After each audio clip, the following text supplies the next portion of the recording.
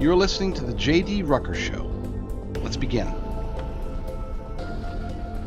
I have to admit, not being beholden to the news cycle has been very refreshing. I love this new format of the JD Rucker Show. That's not to say that we don't talk about what's in the news. Hey, President Trump endorsed Mike Johnson this morning, and yeah, I got some thoughts about that. But for the most part, we are going to be covering issues that I think aren't necessarily top of mind today. No, I'm not going to be covering the H-1B visas. Just because it's exploding on X doesn't mean that we have to cover it. We'll talk about things that maybe other people aren't talking about. In this first half hour, we'll be talking about the Chinese military ramping up for war in ways that hasn't been seen since Nazi Germany in the 1930s.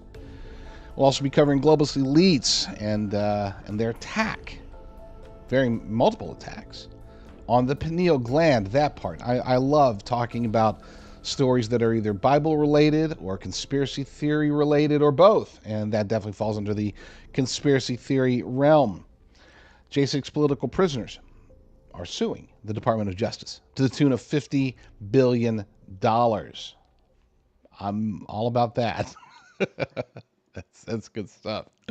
On to bad news, though. The Chinese Communist Party has successfully hacked another U.S. telecom, the 9th U.S. telecom. And I'm not sure why this isn't making huge news. This should be one of the biggest stories out there, because that is obviously a bad thing. And yet, I understand why legacy media would ignore it, but why is conservative media really not latching onto it? And definitely why is alternative media not doing anything about it or saying much about it? And then last for this half hour, we'll be talking about Kathy Hochul and her ongoing attacks on free speech and how they smugly celebrate the destruction of our First Amendment rights there in New York State. It's going to be a great show. And let me know if you like this new format, because this is how it is going forward. The Chinese Communist Party is hacking American telecom companies, and for whatever reason, this is not making huge news here in the United States of America. JustTheNews.com is one of the very few that is covering it. They say a 9th U.S. telecom firm has been hacked by a Chinese espionage campaign, according to the White House. Charlotte Hazard over at JustTheNews.com reports the White House confirmed that a U.S. telecommunications firm was hacked by China as part of an espionage campaign, resulting in government officials in Beijing gaining access to private texts and calls from an unknown number of Americans. This is the 9th U.S. telecoms company that has been hacked in the operation known as Salt Typhoon. Deputy National Security Advisor Ann Neuberger said that the Biden administration has released information to companies on how to identify hacking tricks from China. However, this has people alarmed because, well, let's face it, if they can hack our telecoms, if they can hack our texts, if they can see our calls, maybe even listen in on our calls, that's bad news, especially when we consider that, according to officials, it's not just the private sector, that this is also affecting senior government officials and prominent political figures here in the United States. This is bad, folks. This is not something to just say, oh, wow, another hack. If China can hack into our communications, that means that there's a good chance that they could cut off our communications. If they can cut off our communications, then during a time of conflict, perhaps even a time of war, they will be able to prevent us, Americans, from being able to know what's happening, from being able to communicate with our loved ones, from being able to hear what our government or military or whoever is doing in such an event. And while we pray that nothing like that happens anytime soon, I think that the deeper and deeper that China falls into their financial quagmire, the more likely it becomes that they're going to get desperate and do something stupid. The pineal gland has always been a topic that is extremely interesting to me. It's something that I've done extensive research about, but I've been hesitant to disseminate any of the information that I've found simply because it can lead people down a very dark road. It's a road of pseudoscience, a road of false spirituality. We can actually start worshiping some of the ideas or even the pineal gland itself and see it as what Manly P. Hall called the eye of God. Now, we have to be very cautious with what we say and what we believe, and perhaps more importantly, how we act. If we start thinking that the pineal gland will unlock this, that, or the other, it could take us away from a biblical worldview, away from the teachings of the gospel of Jesus Christ, our Lord and Savior. Therefore, I've been hesitant. But there are two things that are compelling, something that we shouldn't just ignore, stick our head in the sand and say, oh, the pineal gland doesn't exist. Number one, it does have extraordinary properties. We have seen this. There have been secular scientists, biblical scientists. There have been those who have explored the pineal gland and found some very, very intriguing results from their experiments. And then there are also, the other reason that we should consider it is because it seems as if, perhaps, maybe very likely, that the powers that be, the deep state, the powers and principalities, the globalist elite cabal, whatever you want to call them, they seem to have a very vested interest in doing something, affecting the pineal gland in some way, perhaps deactivating it, perhaps triggering it, I don't know. But it seems as if, especially in Western society in general, and America in particular, that there is an attack against the pineal gland. Dr. Dietrich Klinghardt from Germany has done extensive research of his own on this, probably much more than I have. And his research indicates that there are practices being undertaken by our government, by the globalists, to attack the pineal gland. There will be a movement driven by big corporations to take the soul away from people, to disconnect people from the higher world. And in order to do that, we have to destroy the pineal gland in people. And I followed the research on that, and amazingly what we found, the pineal gland is the most sensitive part of our central nervous system and is highly, highly, highly sensitive to four things: aluminum, glyphosate, fluoride, and Wi-Fi. And we are the only country in the world that has pushed these four things in the last 60 years or so on everybody growing up here. There must have been an ultra intelligence group of scientists who have designed this protocol to fluoridate the drinking water, to put nanonized aluminum in the air, to put glyphosate in the food, and then activate it, spark it with the right frequencies. Intriguing stuff. Now you might say, well, but he didn't go into the science and this, that, or the other. Look, his research is pretty compelling, very compelling. And you'll have to do your own deep dive into Dr. Dietrich Klinghardt's research. I forgot his website, but you can find it, I'm sure. Just look up Dr. Dietrich Klinghardt, and you'll find his information. Again, but do so cautiously. Put on the full armor of God at all times, but especially when you're doing research into crazy things like the pineal gland. It can take you down a very dark path. So interesting, important, yes, and yes, but don't let it take over your thoughts and make you start questioning the realities of this world, the realities that are found only in the Bible. They say that class action lawsuits can be healing, that they can bring resolution or even closure to groups of people that have been wronged. Perhaps they've had crimes committed against them. I do pray that that's the case, that we do get healing as well as resolution and closure for the people in one particular class action lawsuit that's going to be filed on January 20th. Yes, on Inauguration Day. The target of this lawsuit will be the Department of Justice. The plaintiffs in this lawsuit will be over 100 January 6 political prisoners, and they're shooting for a whole lot of money. According to an article over at the Gateway Pundit, January 6 political prisoners launched a historic $50 billion class action lawsuit against the Department of Justice. In a groundbreaking legal battle, over 100 January 6 political prisoners have come together to file what is being hailed as the largest lawsuit ever against the Department of Justice. Officially named the January 6th restitution and wrongful incarceration lawsuit, this $50 billion class action is spearheaded by Jake Lang, a January 6th prisoner who has been incarcerated for nearly 4 years. Lang, through his new organization, Federal Watchdog, the anti-lawfare group, is joined by an esteemed team of conservative attorneys, including Stephen Metcalf, Anthony Sabatini, Stephanie Lambert, and Jonathan Gross. Together, they aim to expose the injustices faced by January 6 prisoners and secure much-needed restitution. Now, some may say, oh, $50 billion, it's an awful lot of money for not really a ton of people. But here's the thing. These people are truly, legitimately victims. They were targeted, not because of anything that they did, but because of who they supported, and perhaps more importantly, because of what they represented. As protesters during the January 6 rallies in Washington, D.C. back in 2021, they represented a threat to government, a threat that is not based on terrorism or any real crimes. The threat that they posed was based around the idea that free people can protest, can stand up and say, this is wrong. The election was stolen. The rightful president of the United States is being forced out of office. And we want Congress to act. That was the message from January 6th. But that message, of course, was perverted. First by the deep state that engaged in shenanigans that led to what is being called riots, or some say insurrection.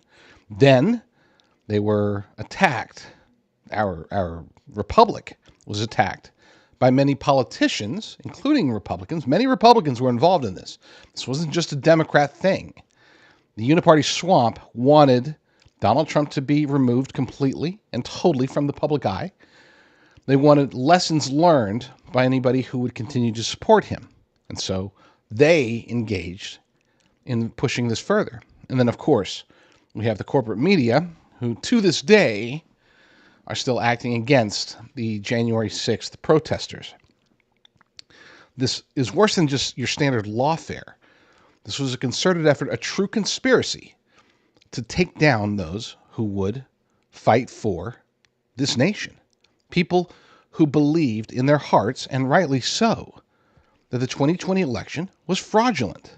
How in the world could a man who barely campaigned, who couldn't form a cohesive thought, how could he have gotten 81 million votes? There's still many of us who question the results of the 2020 election, including President Trump, and including pretty much everybody who was incarcerated as a result of becoming January 6 political prisoners. We still know what we know. We understand that the case was never adjudicated. But, as I've said many times, God's will be done, and God's will was not for President Trump to continue on in 2021. It was, I guess, ordained. It's the best way to put it. The hand of God reached down and said, no. I know that you guys want President Trump to win, but America needs him in 2025 through 2029. Not so much now. Now, you might say, but Joe Biden has been horrible. Kamala Harris has been horrible. We've had to suffer through so much. Imagine if we did have a second Trump term in 2021. Imagine if he just continued with his government, a government that included Mike Pence, Bill Barr, a whole lot of bad people. He never would have learned his lesson. He never would have gained the support of millions of Americans who previously had not supported him. It was because the election was stolen from him, and then because of the dishonesty of corporate media, the dishonesty of the UniParty swamp, and yes, the shenanigans of the deep state, that we as a nation realized we need Trump. We need Trump back in the Oval Office. God wanted this to happen, and now it has happened. So I pray that God wants this to happen as well. That the January 6 political prisoners are redeemed, that they're made whole as best as they can be. None of them can be made completely whole. They've suffered through psychological damage. They've had their names tarnished, their businesses, their jobs, their careers, their families torn apart. Many of them have committed suicide as a result.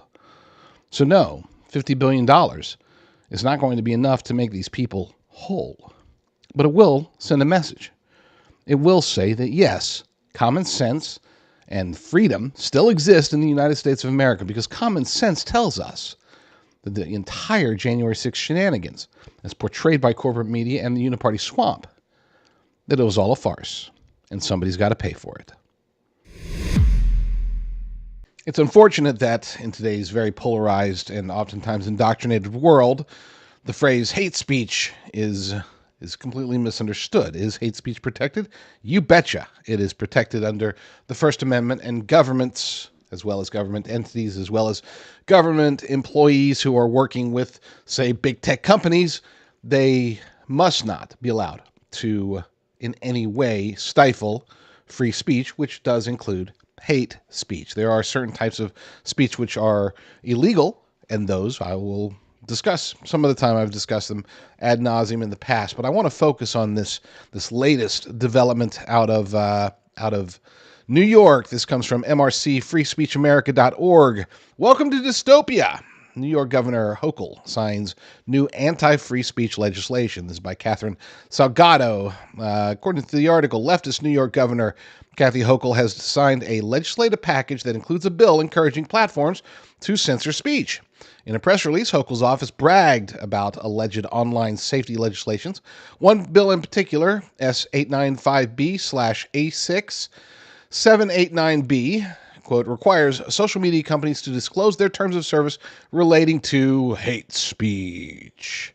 But hate speech is a vague and easily abused term, often weaponized by anti-free speech leftists like Hochul and big censors as justification for draconian measures. MRC Vice President for Free Speech America, Dan Schneider, set the record straight. In his statement, he says, "We have all seen how the New York AG uses and abuses her office. Her suggestions to the big tech platforms are really demands that, if not complied with, will result in her bringing all kinds of cases against them. If they do not censor enough political speech, these tech companies can expect to be sued for not complying with business records laws, not enforcing enough diversity requirements, or not tying their shoes correctly. This is thuggish legislation designed to silence political opposition from the right. It is un-American and unconstitutional." Now, this should be an open and close example, case, where you just say, hey, this is unconstitutional, goes to a judge, and the judge says, yep, you're right, totally unconstitutional. They cannot compel in any way or threaten or bully or even insinuate to private companies, such as big tech companies, such as social media platforms. They cannot say, hey, you really should disclose your hate speech protocols, your hate speech policies, because if you don't, then bad things can happen to you. That is a threat. And that is a threat against free speech. I would say the vast majority of my audience is very, very hopeful for the future. The election of President Trump has been just already, we're seeing shockwaves. We're already seeing results even at this early stage, but there are still concerns. He can't do everything. He's going to do everything in his vast power to protect us, to protect our nation, to defend the Constitution, to protect our freedoms. But that doesn't mean that there won't be risks, challenges. We're already seeing wars popping up and rumors of wars popping up across the globe. Will he be able to stop all of them? I think so. But what if he can't? What if, for whatever reason, cooler minds, cooler heads don't prevail and we find ourselves in the midst of something tragic? What about natural disasters? What about just the idiocy of the globalist regimes across this planet that are trying to do everything they can to destroy our food supply? They want to control the food, and they want to make sure that we're not eating the good stuff, especially as it pertains to protein, and specifically as it pertains to beef. Cows seem to be the main culprit for every boogeyman propagating bad guy out there. As a part owner of an all-American, patriotic, freeze-dried steak company, I am very, very blessed, pleased, and honored to be able to offer my wonderful audience an opportunity to take advantage. If you go to worldviewbeef.com and use promo code JDR, you will get the maximum possible discount. And there are other discount codes out there that are less. It's not like with certain companies where, it doesn't matter which promo code you use JDR. I own the company. Use promo code JDR and get the maximum discount at any given moment at worldviewbeef.com. All American, no mRNA jabs. It's just the good stuff. So check it out, worldviewbeef.com. An article by Chuck DeVore over at The Federalist last week. I saw it. It didn't catch my attention. The headline seemed rather muted, and it wasn't until this week I started looking deeper into it because it was getting picked up by other outlets, and that's when I was awestruck. It's a bombshell. And I know a lot of people use that word too often. I don't. This one is a bombshell in multiple ways, and I'm glad that somebody else took the time to read it because I skipped it, and I apologize for that. Won't happen again. I skipped it because the headline is pretty mundane. It says, Report, China rapidly builds up weapons and psychological warfare operations. Okay, well, that's China like literally every day. So what's the big news here? And then you look at the subheadline, China's military buildup and cognitive warfare strategy are clear indications of its intent to defeat the U.S. and its allies by any means necessary. Once again, ho-hum, nothing here. But let's skip ahead to, it caught my attention when they said, and this was the headline, I believe it was over at Fox News, mentioning that it was the biggest military buildup since 1930s Nazi Germany. And of course, we know that preceded invasion. Well, does China seem to be ready for invasion? You tell me. Listen to this. Let's skip ahead to the missile expansion and strategic modernization. China has rapidly expanded the People's Liberation Army. Oh, and by the way, this is a report from the Pentagon. This isn't just Chuck DeVore, being Chuck DeVore. This is from the 2024 Department of Defense China Military Power Report, and an analysis also done by Bill Gertz over the Washington Times, which I also skipped. But so according to this, China has rapidly expanded the People's Liberation Army rocket force arsenal, adding that we know of some 50 new intercontinental ballistic missiles, ICBMs, capable of striking the continental U.S. for a cumulative total of 400. It's over a 14%, around a 14% increase. That's not small. Intercontinental ballistic missiles are not cheap. They can be extremely powerful, obviously nuclear, and they can reach us here in the United States. They also added 300 medium-range ballistic missiles and 100 long-range cruise missiles. Again, preparing for war, it appears. More than 600 operational nuclear warheads. Let me repeat that in case you think I'm skipping past it too fast.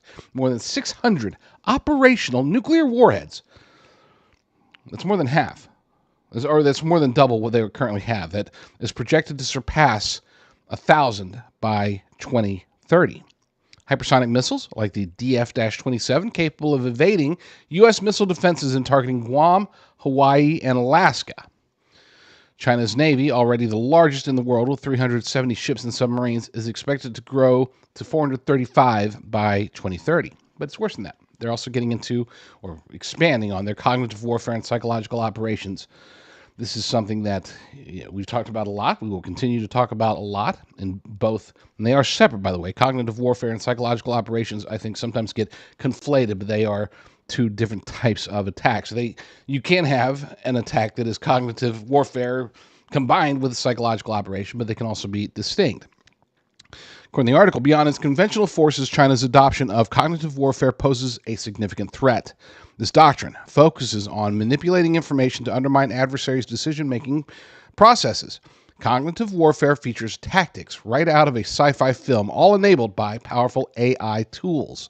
For instance, deepfakes to mislead military and political leaders during crises, and psychological warfare to demoralize U.S. troops and polarize society. The latter includes efforts to erode trust in U.S. leadership among regional allies via tools such as TikTok, which President Trump has recently, soon to be president. He's not even president yet, except he filed an amicus brief calling on the Supreme Court to slow or maybe even halt the banning of TikTok. PLA researchers are also developing advanced voice synthesis tools for low-cost, high-impact disinformation campaigns. These operations reflect a strategy designed to win conflicts without direct confrontation, targeting the minds of adversaries rather than their forces, Sun Tzu would approve. And of course, the timing of all this is very concerning. Right now, China is in the middle of a tremendous economic downturn. I mean, they are as close to collapse as they've been in 4 decades. And when a country, especially one like China, when a country is close to collapse, they feel like they are close to losing control of their nation. And that's when they can get desperate. That's when they can make very radical decisions to try to retain power, save face, amongst other things. Push the pride of their nation. This could mean an attack on Taiwan. It could mean an attack on Japan or the Philippines. It could mean an attack on the United States of America. And so we should not dismiss this. We should not downplay this as, just China doing saber rattling. It would be different if we were hearing this on public display from China, but this is the report from the Pentagon. So that tells us one of two things is happening. Either the Pentagon is trying to scare us, and I wouldn't put it past it. They're trying to scare us with false information to get us all ramped up and saying, we gotta counter the Chinese threat, Long live the military-industrial complex. That's a possibility, but I think the more likely scenario here is that the Pentagon has received information, acquired information that tells them that China is ramping up for war. And you can't look at this type of buildup as anything short of a prelude to an invasion. The question is, who are they going to invade? President Trump announced on Monday morning that he is endorsing Mike Johnson to return as the Speaker of the House. This has a lot of people annoyed, but there's not much that we can do about it. According to an article by Tyler O'Neill over at Daily Signal, Trump makes key endorsement in House Speaker race. President-elect Donald Trump endorsed House Speaker Mike Johnson for another round as leader of the House of Representatives on Monday.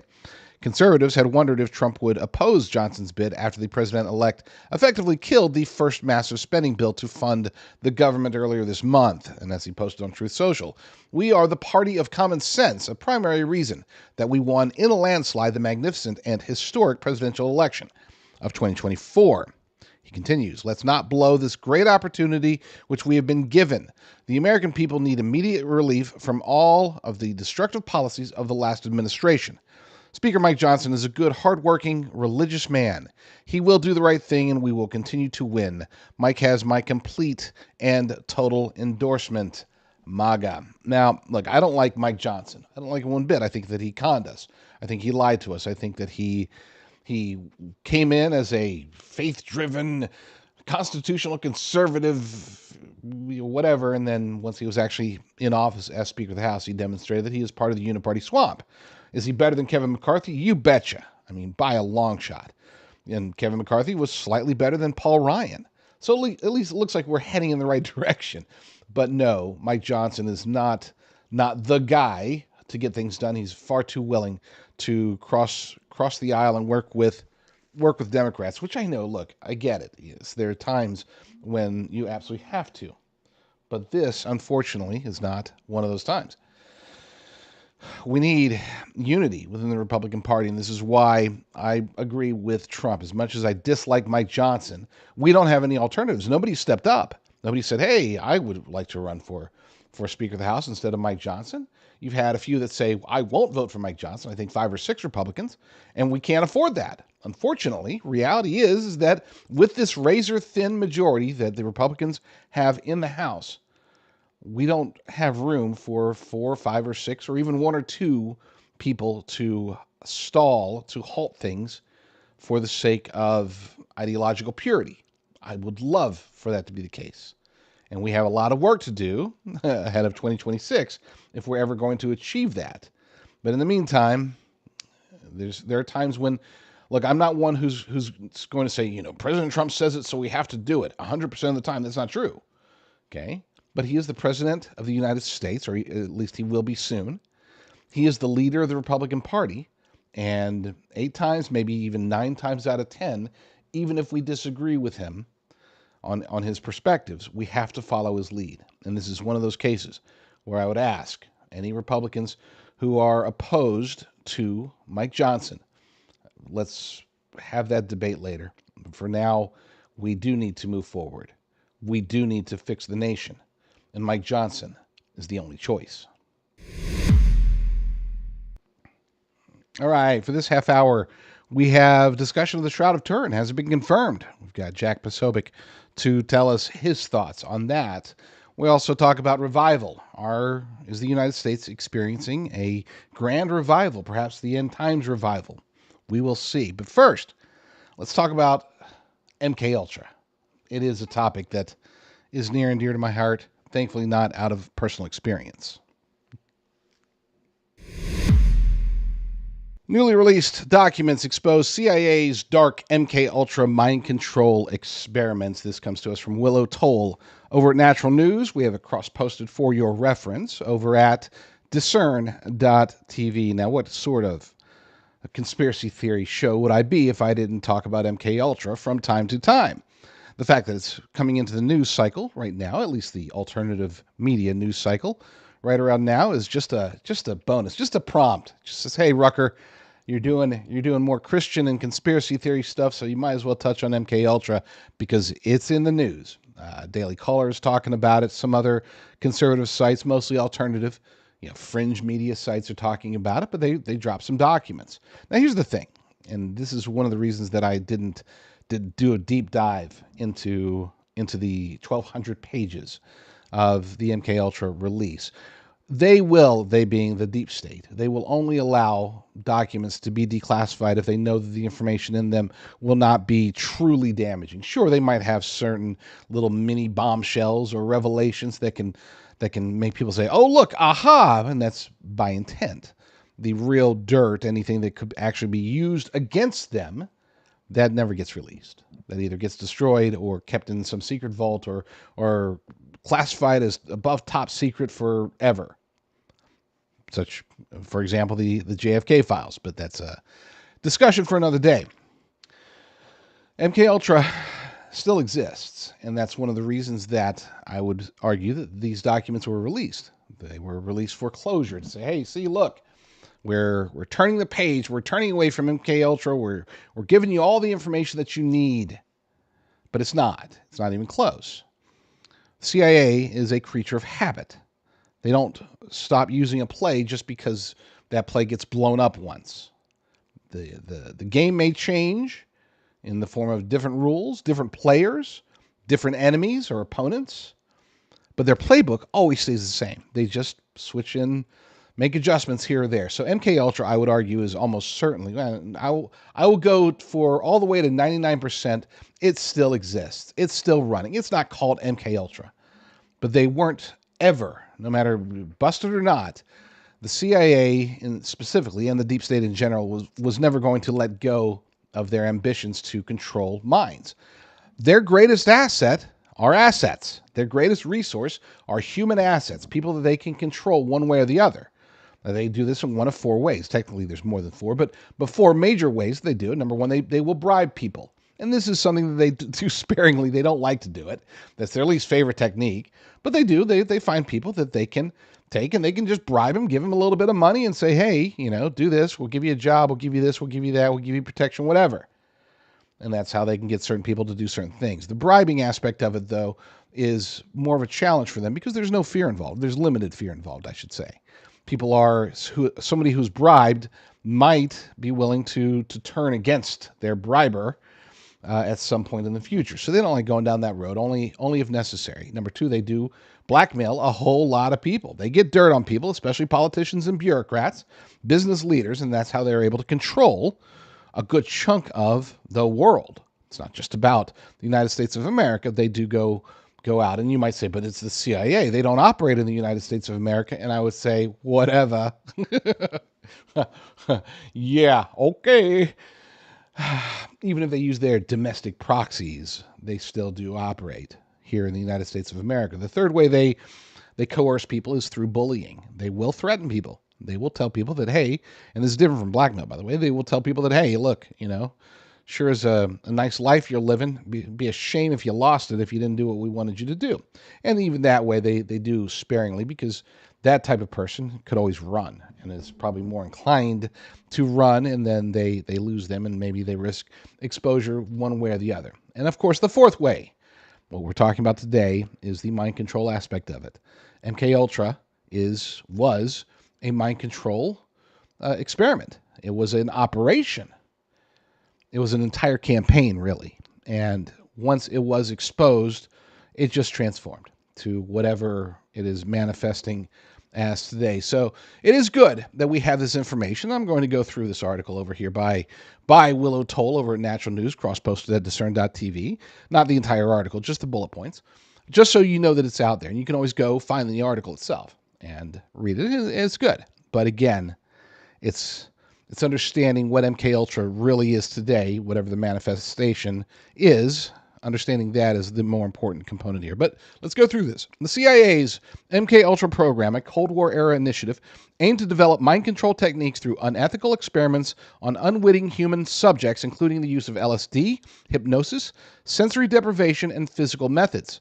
Over 1,200 declassified documents reveal the program's disturbing scope, confirming its unethical practices and the CIA's deliberate destruction of evidence in 1973, ordered by then CIA Director Richard Helms and Sidney Gottlieb. And for those who don't know, Gottlieb was in charge of the research aspect of MKUltra. Experiments often targeted ordinary citizens, with federal narcotics agent George White conducting tests on unsuspecting individuals using LSD in CIA safe houses justified as necessary for national security. The CIA used prestigious institutions like Georgetown University Hospital as testing grounds, developing substances to induce illogical thinking, impulsiveness, and reversible disease symptoms for deceptive purposes. MKUltra's techniques influenced CIA interrogation practices globally, raising ongoing ethical questions about national security. The program's revelations highlighted the needs for transparency, accountability, and vigilance in intelligence operation. Now, that's the key there. National security.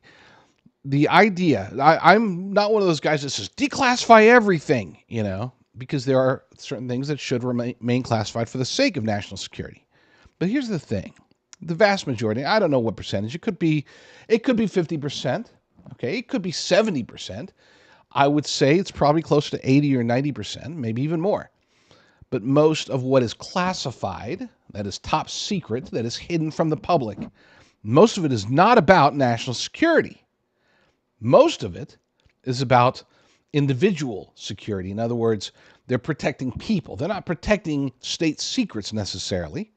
They're protecting people who have done something that they don't want the public to know about. Now, they can justify it by saying, well, it's national security to make sure that nobody knows about this, that, or what this guy did over here because he was working on behalf of national security, so we have to classify it to make sure that, But then I turn to the whole JFK assassination, and RFK, for that matter, the assassinations that are widely believed to have been done by the CIA, acknowledged in many ways, proven in some ways. Why is the information still not out there? President Trump said that he was going to declassify it. He said that there's reasons that he didn't. But now we're in a second term. Lord willing, he finally will. There's a lot that needs to be declassified. Again, if it's for true national security, I can understand it. But most of it's not. Most of it is to protect people. And when it comes to MKUltra, it's not about declassifying what they were doing in the 1950s. I want to know what they're doing today. I have a deep suspicion, and no evidence. This is call it, conspiracy theorist intuition, if you want to. But I have a deep feeling that Ryan Ruth, for example, the second Trump assassination would-be assassin, I believe that he was an asset. I think if you do a deep dive into what he was doing, not just during the assassination attempt, but long before the assassination attempt, as well as after he was caught, this guy smells like a brainwashed CIA operative. Somebody, not an operative, sorry, an asset. Somebody that they have brainwashed over the years, that they can nudge in a certain direction, push in another direction, that he might be controlled without even knowing it. And I would argue that he does have the profile that fits perfectly. Okay, the dude had what, like 19 cell phones? I mean, stop. Just stop. Point is this. The deep state is after us in many ways. I think deep down, maybe not deep down, on the surface, we'll say, many of them think that they're doing it because they're trying to be patriots. They're making sacrifices of their own ethics, values, and souls because they want to help preserve the United States of America. But in reality, invariably, they are not. Anybody who truly wants to preserve or advance the United States of America wouldn't do so through the techniques that are being used by the deep state, the CIA in particular. Stuff like this, you can't justify it. Not as a thinking, rational human being, you cannot justify it. And to be able to justify it requires a degree of evil that is in some ways accepted by the recipient, in other ways it's just ignored for the sake of national security, for the sake of keeping the program alive, keeping the CIA going, keeping the deep state afloat.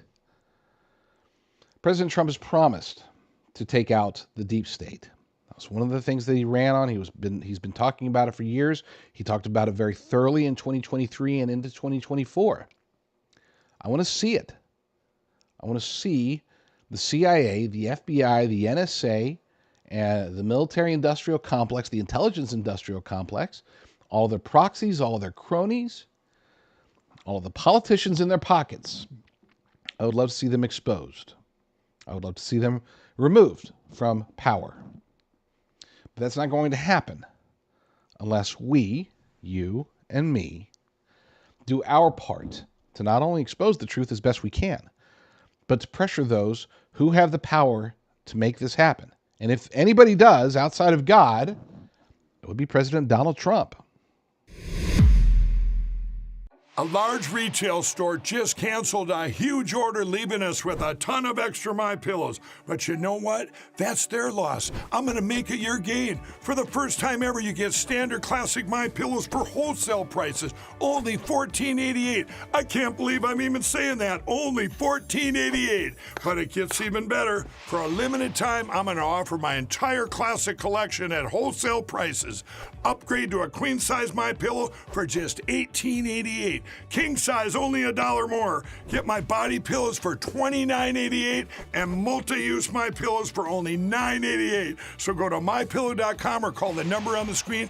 Use your promo code to take advantage of wholesale pricing for the first time ever on TV, including my standard size MyPillow, only $14.88. They've never been offered this low before. We have limited quantities at this price, so limit's going to be 10, and once they're gone, they're gone. Whether you've been a prepper for a long time, or maybe you're just getting started, you're just looking around and thinking how crazy it is, we usually cover the basics. You get your food, you get your water, you get your ammunition, don't forget your ammo, you get your battery chargers, solar battery chargers, or whatever. But a lot of times I think people will forget their meds, okay? Whether it's chronic meds, antibiotics, I think a lot of people don't even realize that you can stock up on that stuff. They go to the doctor, they go to the pharmacy, and the pharmacist said, oh, here's your 2-month supply or whatever. Well, you can actually stock up on a lot of these meds by going to jdrucker.com/meds. You'll talk to the good folks over at Jace Medical. They can get you a 12-month supply of certain prescription drugs. They can get you emergency meds, all sorts of good stuff, things that you may or may not need, but it's always good to have it on hand because I guarantee you, even if you don't think you need it today, you might need it in the future. jdrucker.com/meds. The Shroud of Turin has been a subject of controversy for decades. There are many who believe that it is fake, that it either isn't the burial shroud of Jesus Christ, that it was created later, or that it was somebody else, or that it's a complete fake, a forgery, a fabrication. Then there are others, and I fall into the second category, who do believe that it is the burial shroud of Jesus Christ, and that when his body was removed from the tomb by God, that the action of the removal put an imprint through whatever divine properties there are that made it happen. Somehow they imprinted upon this cloth, And then this cloth, of course, has been traveling around, getting poked and prodded and tested and preserved and whatever for centuries ever since. Now, I'm going to do more research before I chime in too much on this subject, but I do want to turn to Jack Posobiec, who is a political commentator, a conservative, a Catholic, somebody who has a very deep interest in the Shroud of Turin, and he has some information to report. But before we get to that, I want to throw out an extremely important caveat. We must remember what happened, what was done before in the Bible when it comes to idolatry. We cannot look at this and we can, I guess, revere it, but we cannot worship it, even if it is real, even if that truly is the burial shroud of Jesus Christ, our Lord and Savior, that it's just an object. We have to remember that, because once we start assigning more than just a symbolic hope that it may represent, or a demonstration of reality, or reaffirmation of our faith, that the stories of the Bible are true and accurate, those things are fine, but let's not take it too far. Do not get into a state of worship towards this object, because the Bible is very clear about what happens if you do such things. Here's Jack Posobiec. Through the meticulous work of modern science, chemical analysis has whispered to us truths long veiled by time. This shroud, believed by many to be the very cloth that wrapped our Lord after his crucifixion, has now been authenticated to the time of Christ himself. So this may not just be a fabric. It could be a testament and a silent witness to the historic, physical life and resurrection of Jesus. Imagine this very shroud, once perhaps displayed in the majestic city of Constantinople, influencing the hands of medieval artists, their brushes, guided by more than just inspiration, might have painted the face of Christ from this very image. Every stroke, every shade could have been a memory of the divine, passed down through time, the same way that we know that the medieval monks meticulously copied the Bible word for word for hundreds and thousands of years. This is why the medieval art matches the face that we see on this shroud. The implications for our faith are profound. Here lies potential proof, not just of Christ's existence, but of his passion, his suffering, his love for humanity, and his resurrection. If this shroud is genuine, it's as if we've been given a relic from the very moment of our redemption, a physical connection to the divine sacrifice. So for centuries, skeptics have questioned, but now with science as an ally, we stand at the cusp of a new understanding. This shroud could be the bridge where faith meets fact. It challenges us to see beyond the skepticism, to touch the hem of history, to feel the weight of the cross in our hands. This isn't merely about a cloth. It's about the heart of Christianity and Western civilization. The shroud, if truly from the time of Christ, speaks to the very essence of our belief, the incarnation, the crucifixion, and yes, the resurrection. It invites us to a deeper reverence, to witness the tangible reality of God's love for us. Is the revival of the end times starting to erupt right in front of our eyes? This is a question that author Michael Snyder posted over at endoftheamericandream.com. We have a cross posted over at basedunderground.com for your reference. And the question of, is this the end times revival? Well, I don't know. There does certainly seem to be a revival of sorts. We're starting to see more people talking about the Bible openly, talking about their faith openly. And I would argue that they're doing so in a way that's very different from even times when it was more acceptable to talk about your faith. I remember when I was growing up, a lot of people would thank God when they were winning awards or whatever, or they would. But what we're seeing today, we're seeing a lot more of an overt and direct attempt when people are on a public stage to not just thank God, but to honor God, to praise God. and to honor the sacrifice of Jesus Christ, our Lord and Savior. We saw it over the weekend after Washington was, no, I'm sorry, was it Washington? Yeah, sorry. I'm a little behind on my NFL ever since I started boycotting them. But Jaden Daniels, quarterback for the Washington Redskins, not Commanders, Redskins, came out and he's done this before. He always praises God in his post-game interviews, and he always gives all the glory to God, or at least attempts to do so. We didn't see a ton of that before, and we're starting to see more of that now, and I think that's a good sign. We're seeing revival in the form of people coming out and getting baptized. Recently, Denzel Washington made the news for finally getting baptized as a 70-year-old man. So it's not just kids, it's not just the young people, even though that's a good sign. That's a great sign, actually. But the question really is, are we seeing a revival? Are we seeing a bunch of different little mini revivals?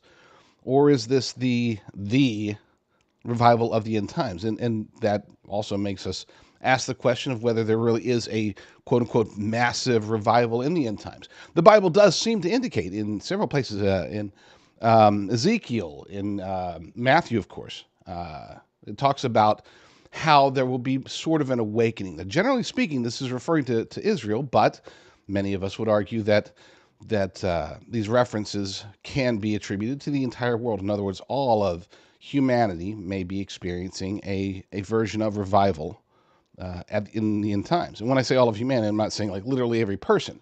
I'm saying that it's ubiquitous, it spreads. But at the same time, we'll also see, in my humble opinion, we'll also see the rise of great evil.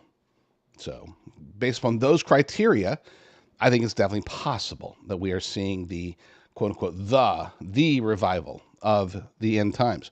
According to Michael Snyder's article, it appears that something incredible is beginning to happen. Even in the midst of all the chaos and turmoil that we are witnessing in our society right now, God is on the move. Large numbers of young people have been giving their lives to Jesus and being baptized on college campuses all over the country.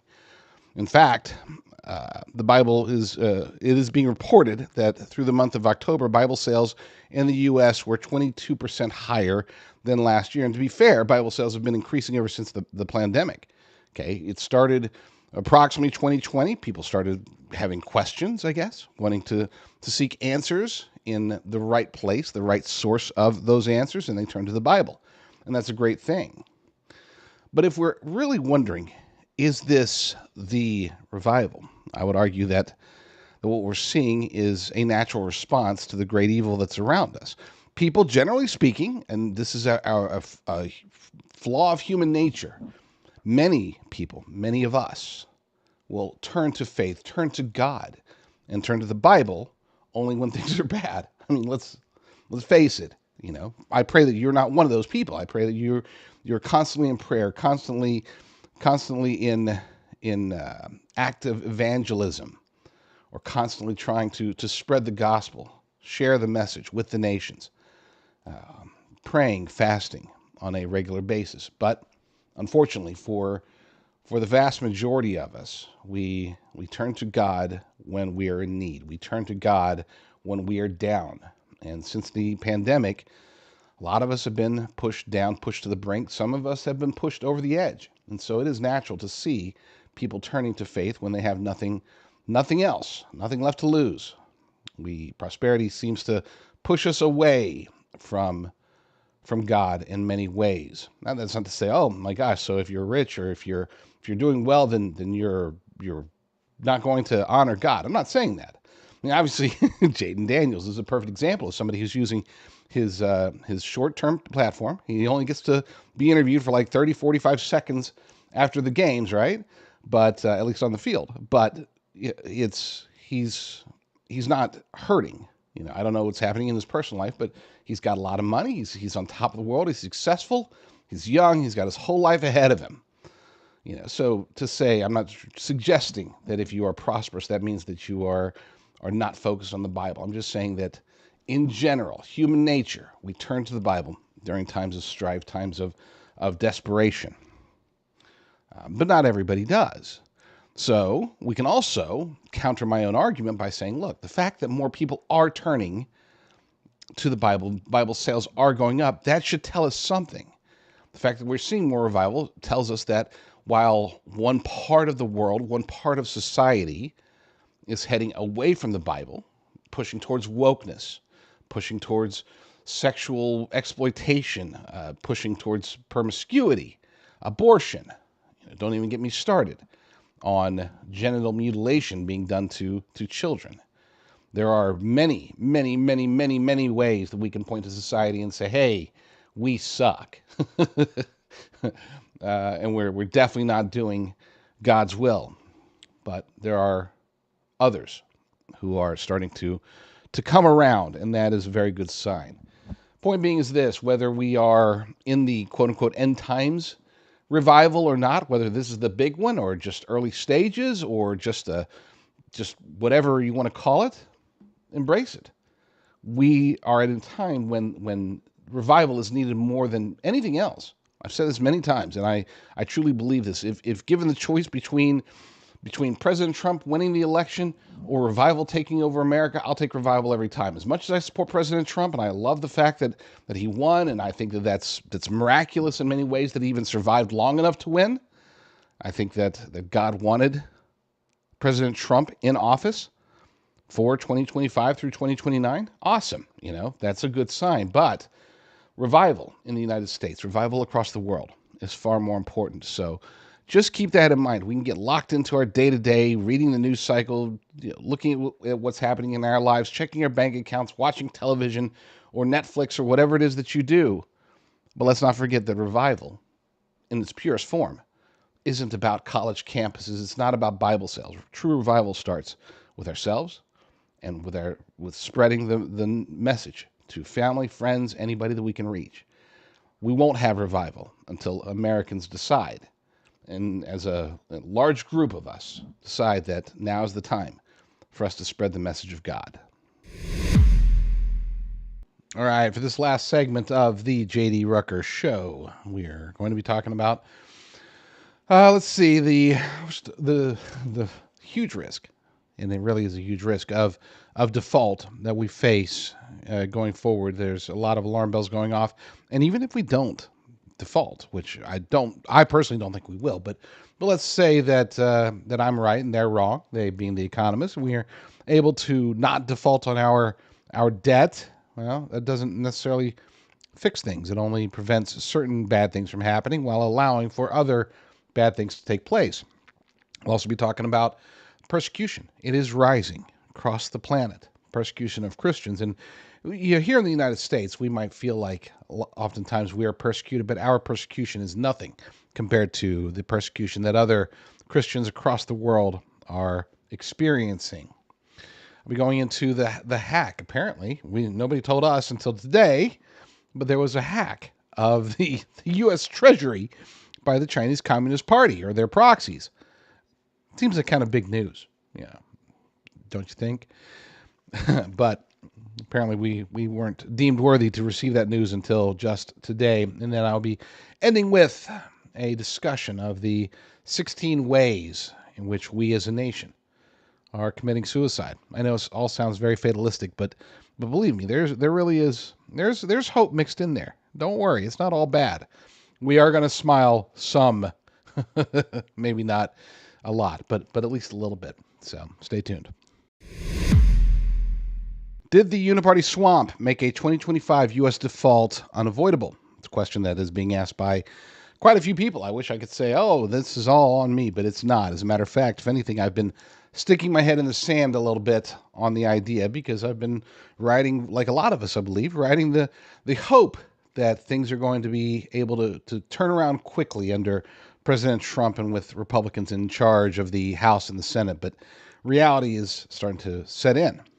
The economy was destroyed, not just by the Biden-Harris regime. I know we can try to point to Janet Yellen and Joe Biden and Kamala Harris and all the bad guys in the administration. We can try to point to Chuck Schumer and Hakeem Jeffries, but it really was the UniParty swamp that has been decimating our economy for years, for decades, really. If we really want to be accurate, even during the the good economic times during President Trump's first term, there were still massive challenges, including mounting debt. Now, a lot of that came as a result of COVID-19, but there was still mounting debt even before COVID was a thing. And then, of course, during the Biden administration, we have seen it just get tanked. So here's the question, though.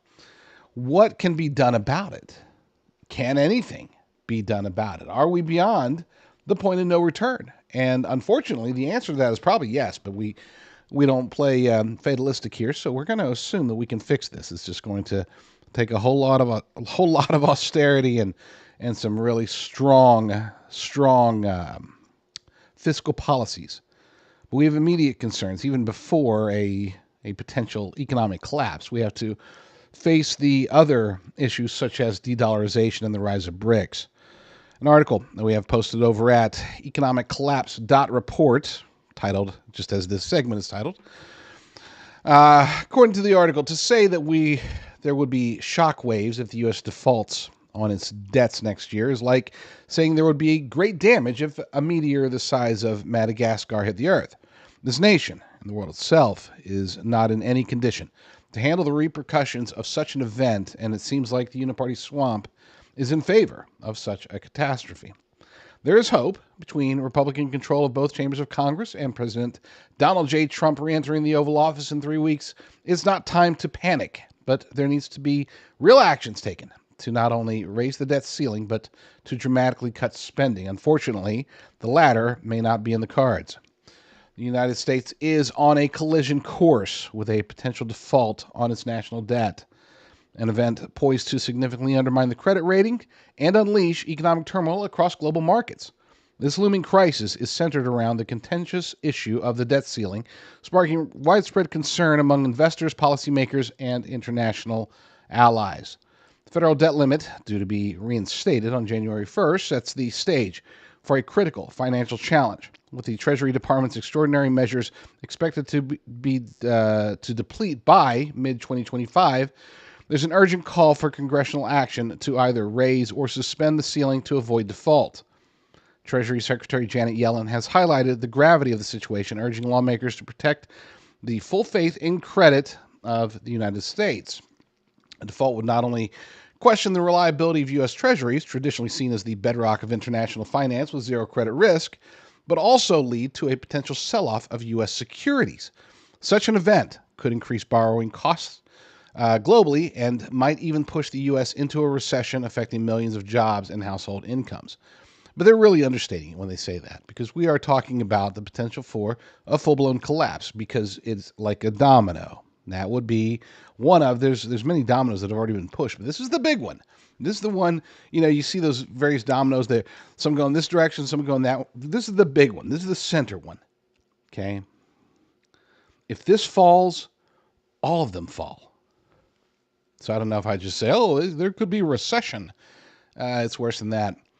This is the path through which de-dollarization can ascend. BRICS nations have diligently been working to usurp the U.S. dollar with their own currencies. Meanwhile, non-BRICS nations who have relied on the U.S. dollar are seeking cover.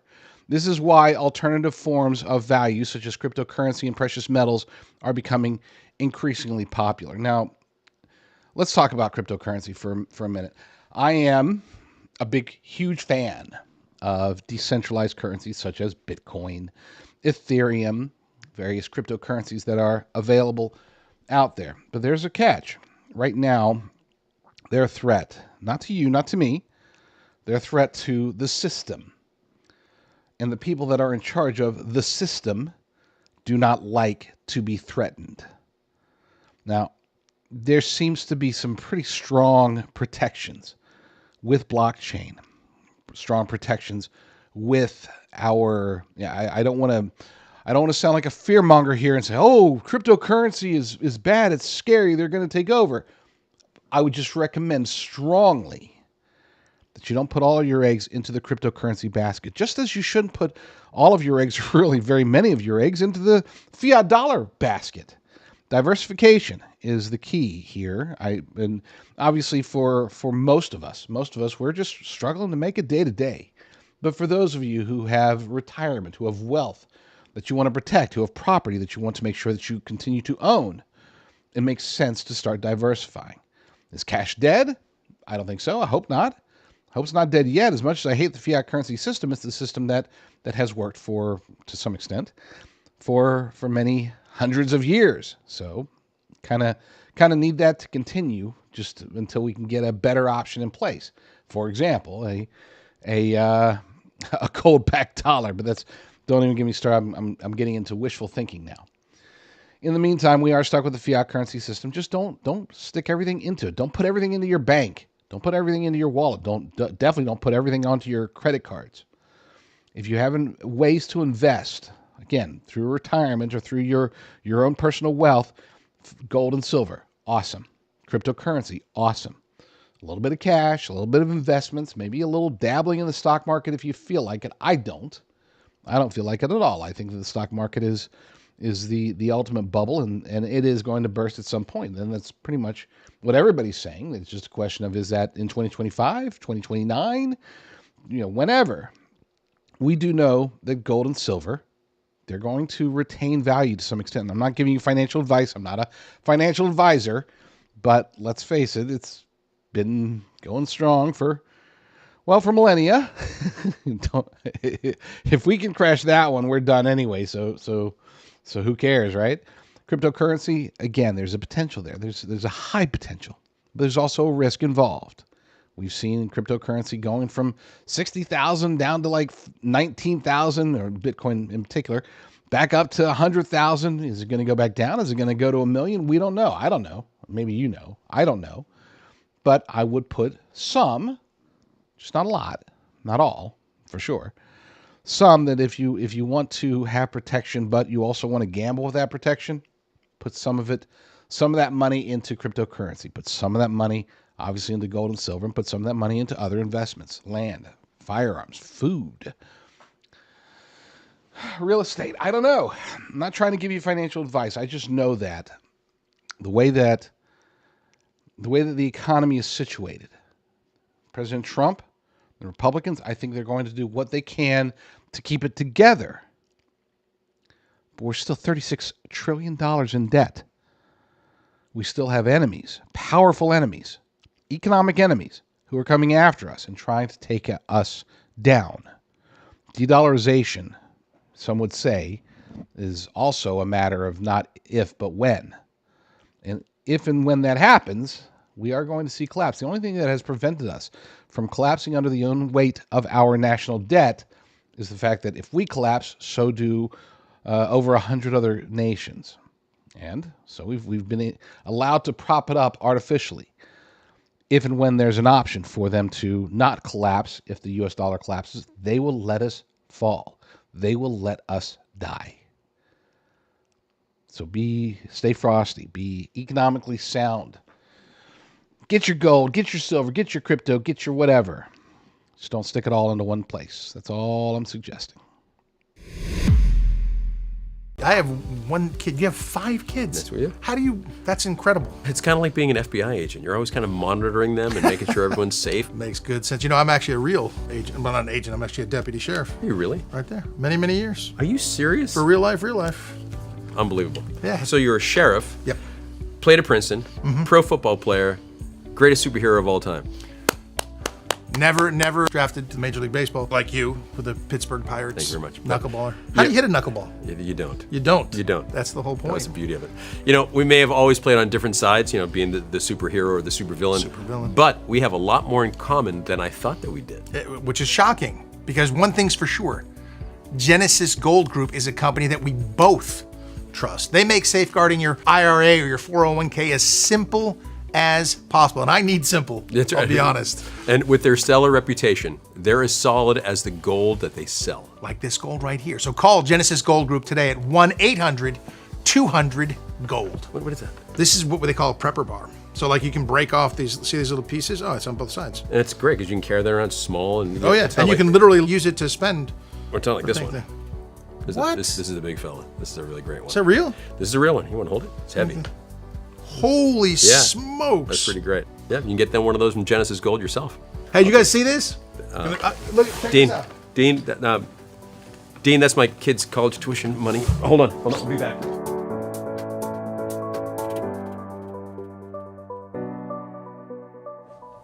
Dean? Who's the supervillain now, huh? Yeah, that's my goal, Dean!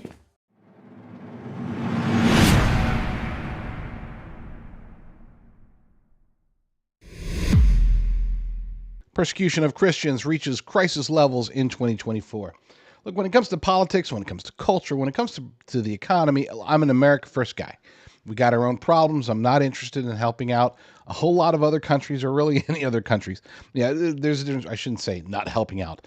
There are times when assistance can and should be rendered, but we as a nation have become so focused on sending out every taxpayer dollar that our politicians and bureaucrats can get their hands on, sending it to somebody else. This is all part of the globalist conspiracy, the military-industrial complex doing their thing, as well as Big Pharma, as well just about everybody in power. So yeah, I'm an America First guy. But when it comes to the faith, I'm a believer in the last words in the book of Matthew. I do want to share the gospel with the nations. I want to make sure that we as a faith, that Christianity across the globe is able to flourish. Now, with that said, my actions, generally speaking, do tend to stay at home. I'm not big on giving to worldwide Christian charities, and that's a flaw of mine. But I come back to, we have problems of our own, but do we really? Now, here's the real question. When it comes to the faith, I fight for religious freedom here in the United States because I firmly believe that taking down the church, taking down the Christian faith here in the United States of America is one of the primary goals of the globalist elite cabal, of the powers and principalities, if you will. I think that they want to destroy the faith because that is the one thing that's holding them back, so to speak. Okay?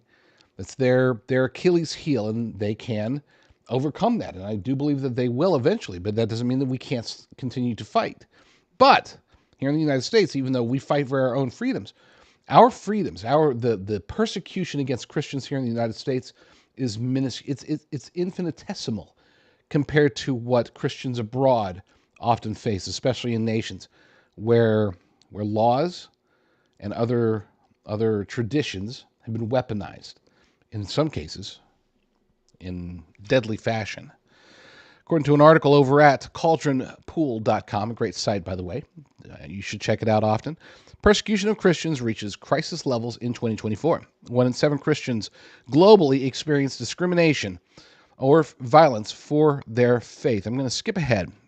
There's been to be clear, there are currently 365 million Christians that are currently facing persecution of some sort, whether it's for their over their faith. And oftentimes this translates into violence, which I want to skip directly to. Nigeria has become a focal point of religious violence, with over 4,000 Christians killed for their faith between October 2022 and September 2023. This accounts for a staggering 82% of faith-related deaths worldwide. Islamist groups such as Boko Haram and Fulani herdsmen have carried out targeted attacks, particularly during religious celebrations like Christmas and Easter, devastating Christian communities. India and China have seen notable rises in anti-Christian persecution. In India, anti-conversion laws have been weaponized to harass Christians, with violent incidences spiking. In China, the government sinicization policy has forced thousands of churches to close and increase surveillance of Christian activities. Both registered and underground congregations are under significant pressure. In the Middle East, Christians in Syria and Iraq continue to face severe challenges, including attacks on churches and threats against religious leaders. And of course, in Syria, you could say all you want about Bashar al-Assad, but he did sort of leave the Christians alone for the most part. And that's not going to be the case anymore. Pakistan blasphemy laws remain a tool for targeting Christian minorities, often resulting in mob violence and legal actions against believers. Increased hostility towards Christians wasn't just isolated to the Third World. Both Europe and the United States witnessed a concerning uptick in attacks on Christians, highlighting a growing intolerance towards Christianity. We've been told about this. We knew this was coming. It's been foretold. Just as earlier in the show I talked about how there's potential for revival happening right now in the United States of America, there's also the potential for bad things happening. And when I say potential, it's happening. We as a faith, we as brothers and sisters in Christ, must support ourselves, must support our fellow Christians locally, our friends and family for sure. But if we have the means, if we have the opportunity, if we have the will, we need to start also helping our brothers and sisters abroad. U.S. Treasury says they were targeted by China state-sponsored cyber attack. We've already talked about how China is coming after us in many, many ways, militarily, as well as financially, as well as through cyber attacks. We've talked about how BRICS nations want to usurp the U.S. dollar. Now, and unfortunately, this is something we're learning about it today, but this happened earlier in the month. It's already happened. This is a past tense event, and yet here we are learning about it right now. According to Barron's.com, through the agency France Presse, U.S. Treasury says they were targeted by the China state-sponsored cyber attack. The U.S. Treasury Department said Monday that a China state-sponsored actor was behind a cyber breach resulting in access to some of its workstations, according to a letter to Congress seen by AFP. The incident happened earlier this month when the actor compromised a third-party cybersecurity service provider and was able to remotely access the Treasury workstations and some unclassified documents. The Treasury contacted the Cybersecurity and Infrastructure Security Agency after it was alerted of the situation by its provider, Beyond Trust, and has been working with law enforcement partners to ascertain the impact. Here's a statement from the department spokesperson.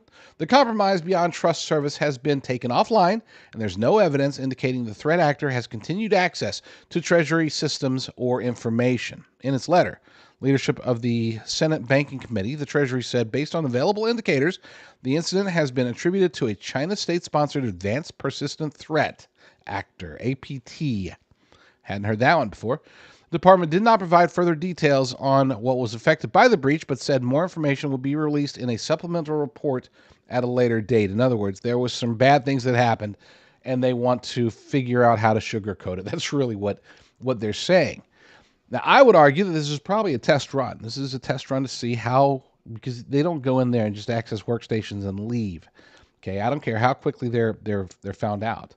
China, Iran, and North Korea, three nations that absolutely positively despise us, are all very advanced in their cybersecurity and cyber warfare technology and skills and equipment and people. They're good at it. Yes, even Iran.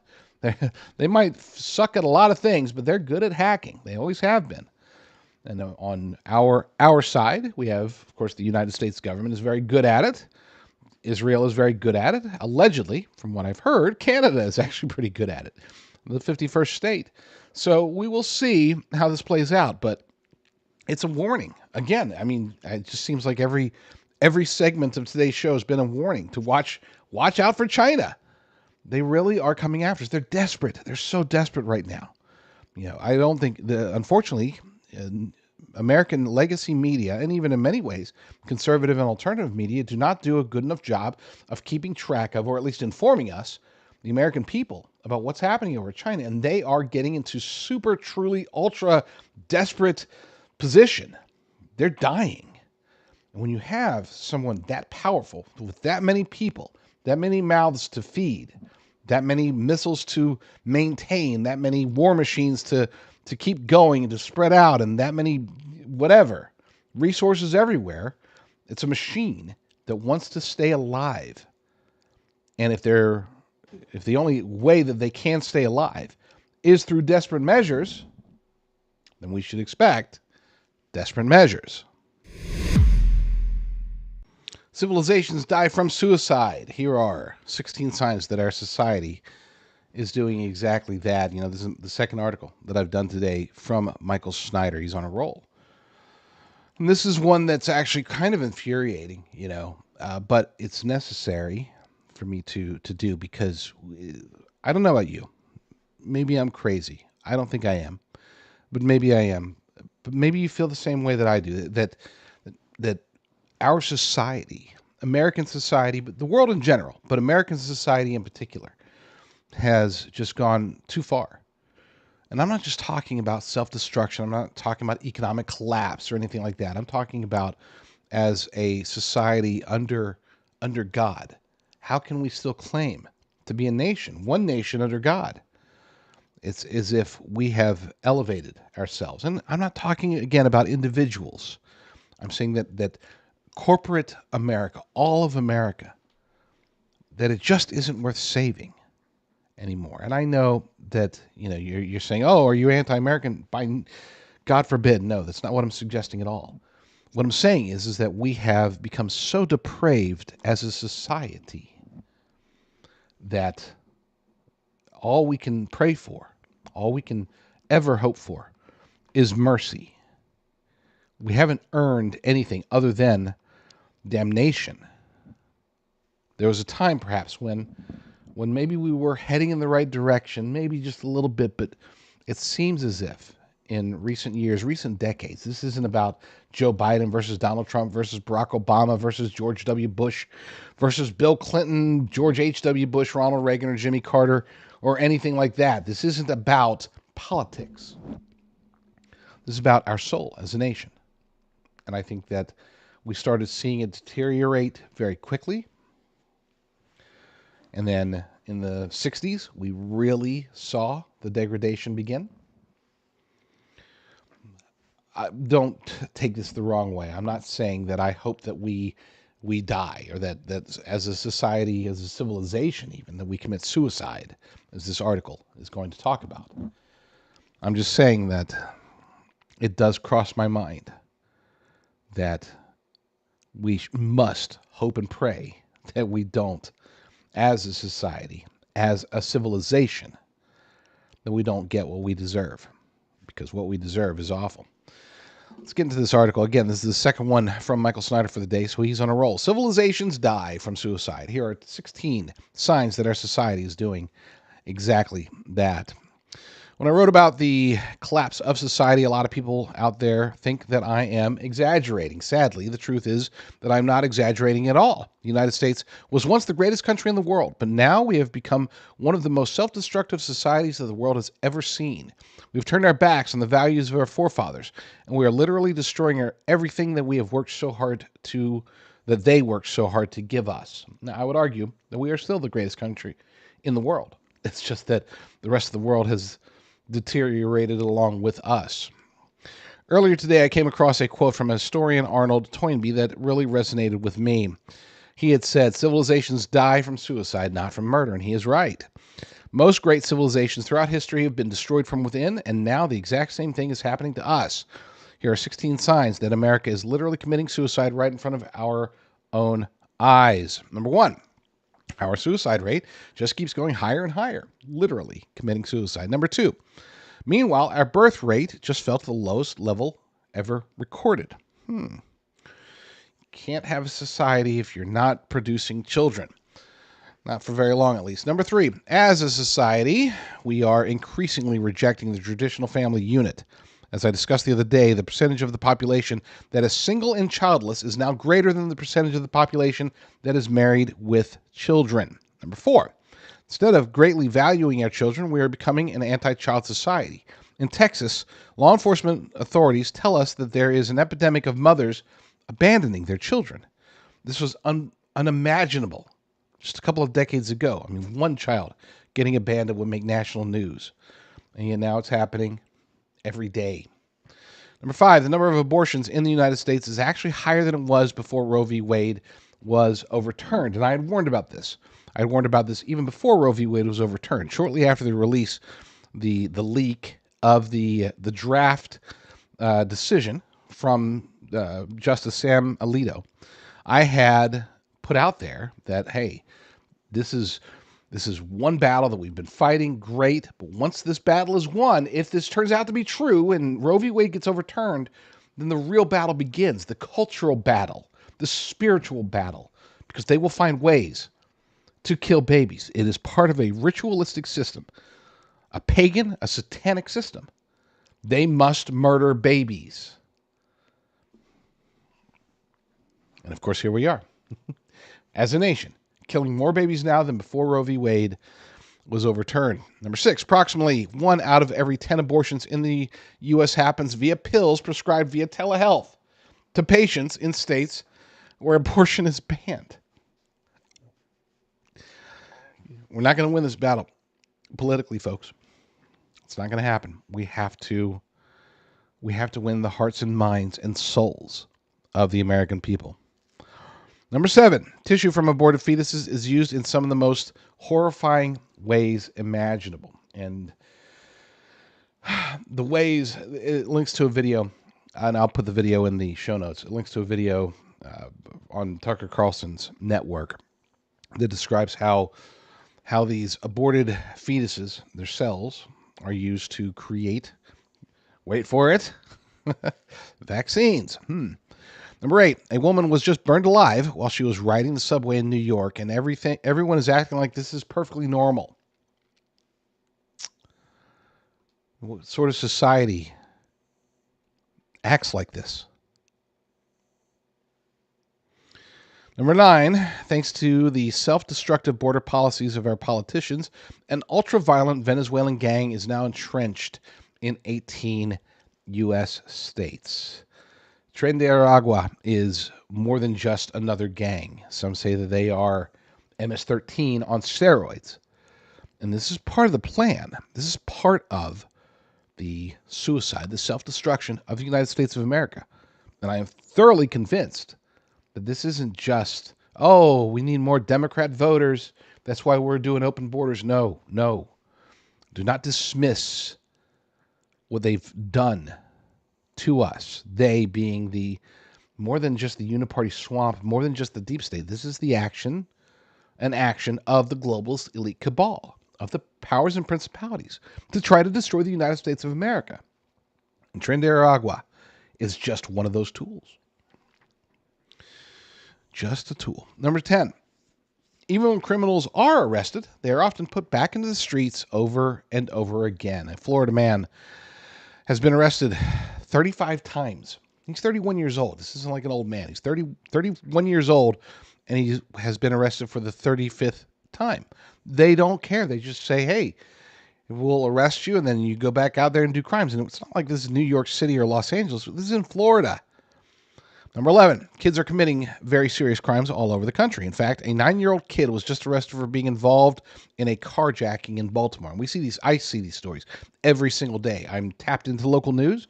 So this story in Baltimore got a lot of attention because the kid was 10. But I see stories about kids 10, 11, 12 that are out there with guns, armed. Sometimes with BB guns, because that's what they can get a hold of. But even then, trying to rob people with these fake guns. And God forbid the times when they get their hands on actual firearms. Number 12, to a very large degree, we have allowed our lives to be dominated by the technological control matrix that is being constructed all around us. I really like how Denis Villeneuve recently made his point. He said, he's the director of the hit sci-fi franchise Dune, expressed dismay about how individualism has suffered during the age of big tech. Speaking with the LA Times, he lamented human beings are ruled by algorithms right now, adding that he keeps a strict no cell phone policy on his movie sets. Now, don't get me wrong, I'm not pointing to Hollywood and saying, oh, look at this director, he's got all the answers, but he's not wrong. Human beings are ruled by algorithms right now. What you see on Google, or even if you use DuckDuckGo or Bing or whatever, what you see on search engines, those are driven by algorithms. And those algorithms are designed to herd you mentally, herd you in a direction. Same thing with Facebook algorithms, Twitter algorithms. Even it's to the point to where what you're recommended on Netflix or whatever service you use, which you shouldn't use the service, to be clear. But whatever you're watching, even those algorithms are designed to take you in a direction. Don't even get me started on the TikTok algorithm. That is arguably the most brilliant algorithm for the destruction of the United States of America ever conceived. So yeah, it does bug me a bit that some people are trying to defend TikTok. I don't want to go down that road. We're not getting political today. Number 13, just like ancient Greece and ancient Rome, we've allowed sexual immorality to run rampant. The following case from Georgia should be a major league wake-up call for all of us. Two Georgia men, the story comes from, this comes from Daily Mail. Two Georgia men who were convicted in the sickening sex abuse of their two adopted sons are headed to prison for the rest of their lives. These are two gay men who adopted young boys.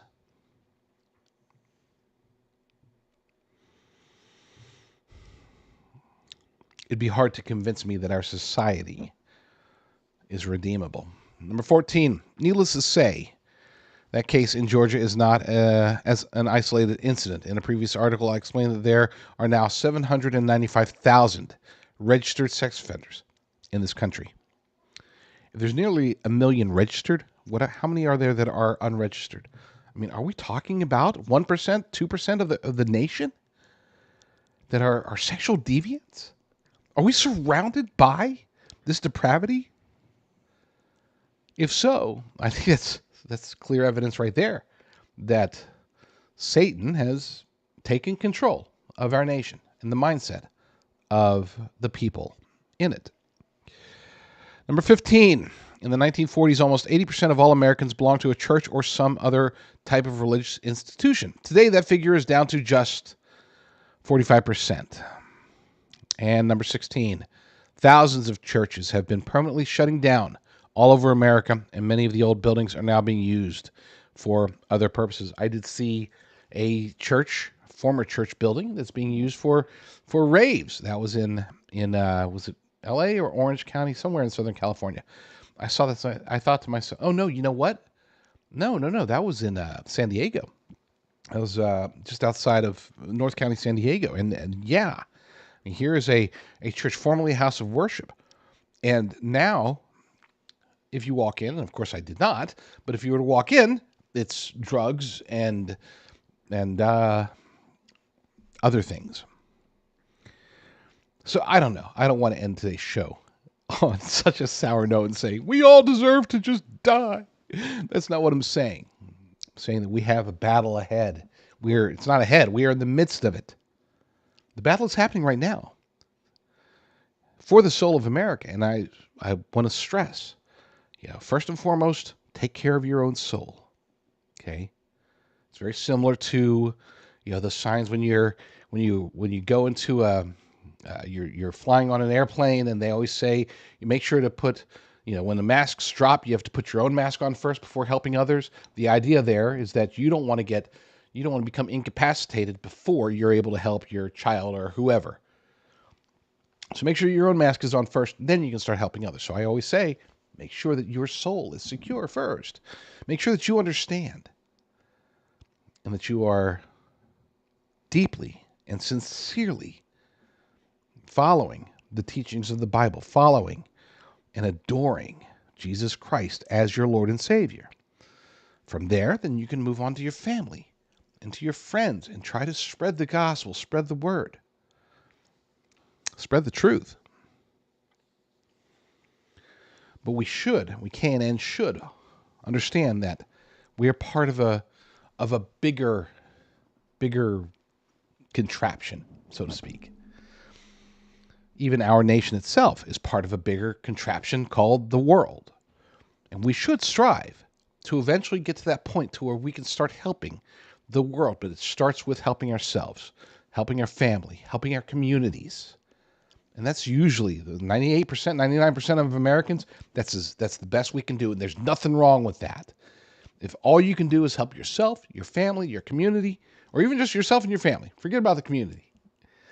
As long as you are spreading the gospel, even internally, spreading the gospel to your friends, to your family.